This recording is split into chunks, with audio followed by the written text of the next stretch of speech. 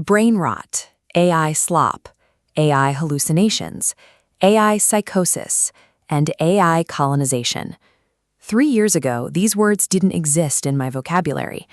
Now they are part of my students' everyday conversation. Welcome to 2026. As an English teacher, my job is to help students navigate the language of their world. But that world is moving so fast that my lesson plans are struggling to keep up with the vocabulary of social media and YouTube.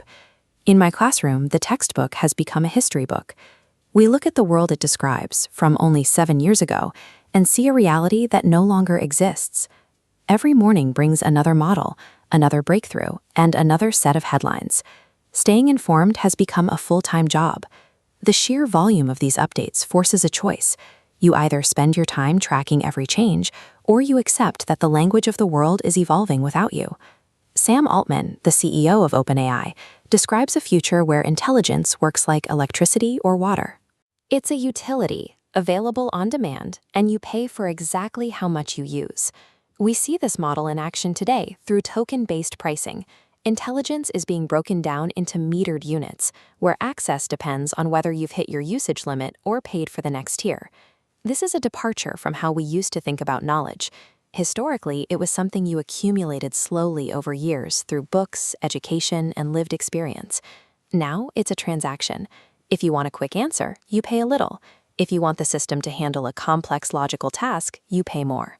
Knowledge is shifting from an internal asset you build to an external service you rent.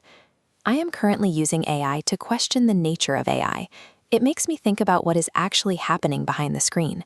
Every prompt I type triggers a reaction in a very physical place. These systems live on specialized computer chips housed in massive data centers. Training a single advanced model requires thousands of these chips working in parallel. Running this infrastructure costs billions of dollars and consumes vast amounts of electricity. Tech companies are building fast, but the demand is already straining global power grids. There is also the matter of who owns the data.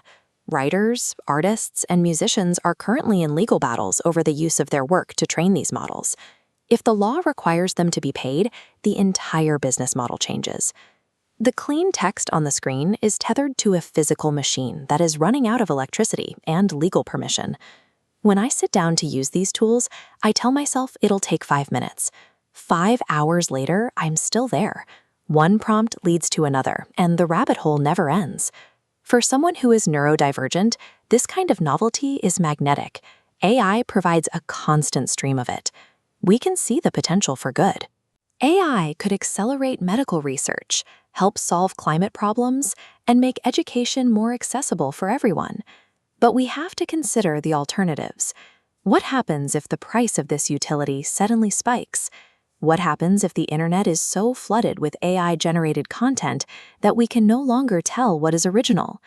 I'm not predicting the future, but I can see how this is already changing the way we work, the way we learn, and even the language we use to speak to each other. When you open ChatGPT or Claude, watch your first instinct. Are you using it to solve a problem, or are you handing the problem over before you've even reached for your own brain?